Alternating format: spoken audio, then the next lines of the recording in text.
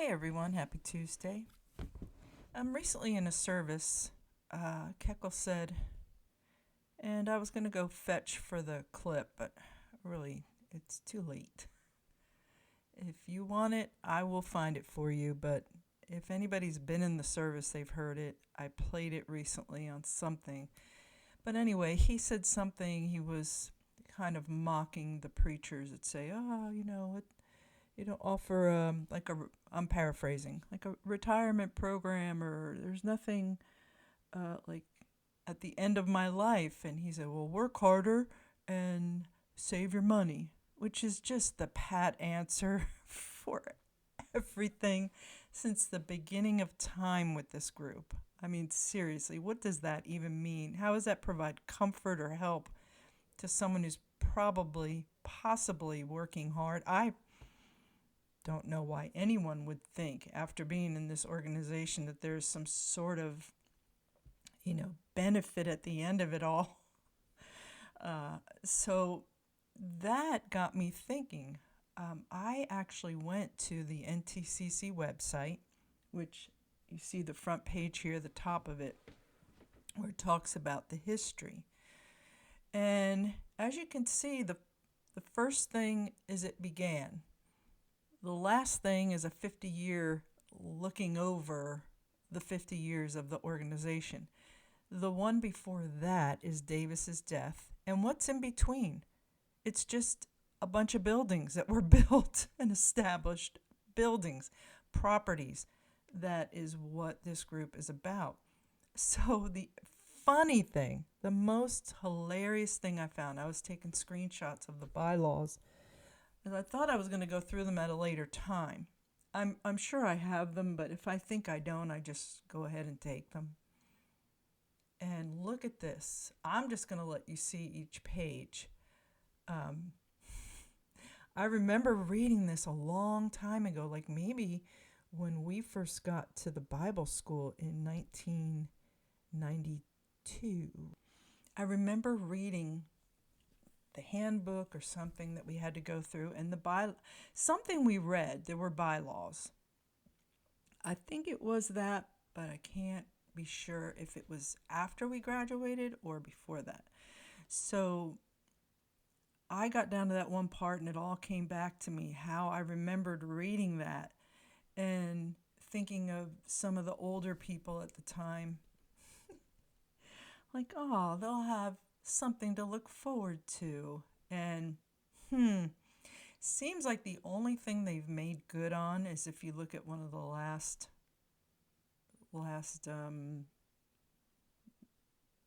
little images that I put here, is they came through on the print shop, but even some of that stuff they haven't. But orphanages, I mean, they only did their first mass grab up in Washington for something charitable for the Philippines, which has been around for how long?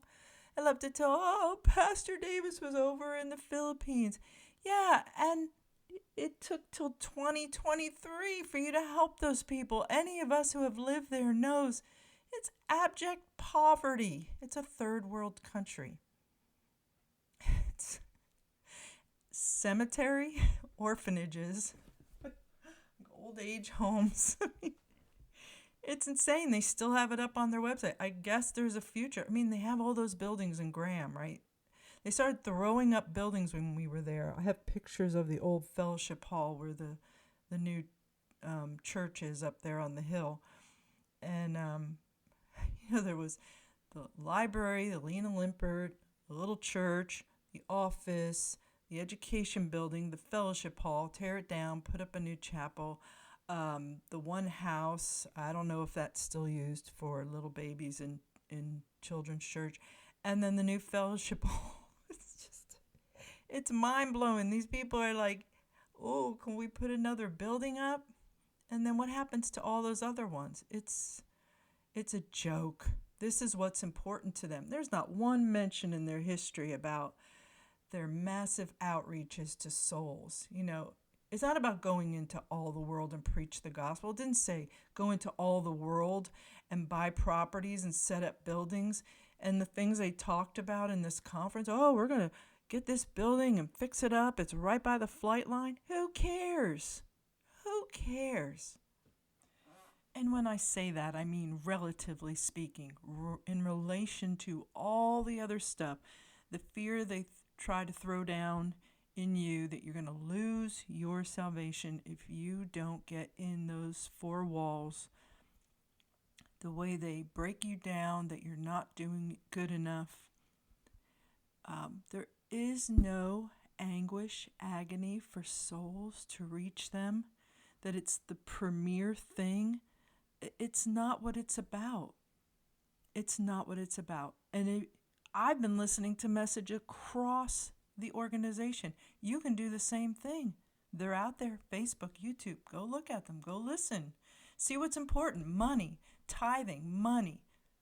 That's what's important. Buildings, buildings, buildings, buildings, which have no one in them, relatively speaking, have no one in them, and then they have to start laying down hard on anyone who's there as a member for money.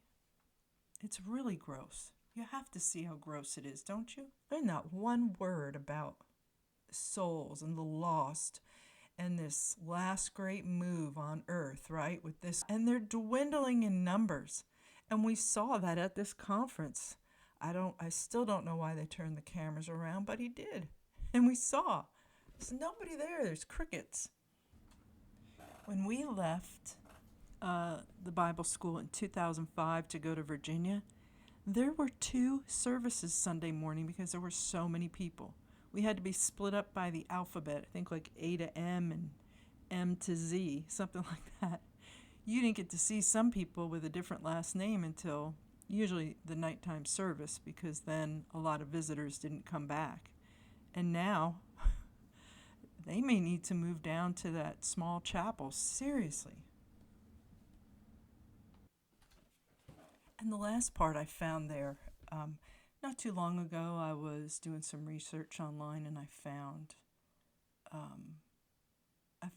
a discussion on a blog that I hadn't really known about.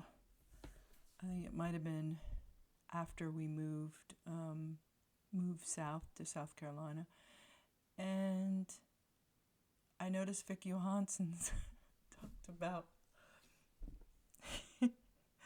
I mean, this is funny that the, what did it say? That the overseers would fan out and relieve the pastors for a little bit in the different churches.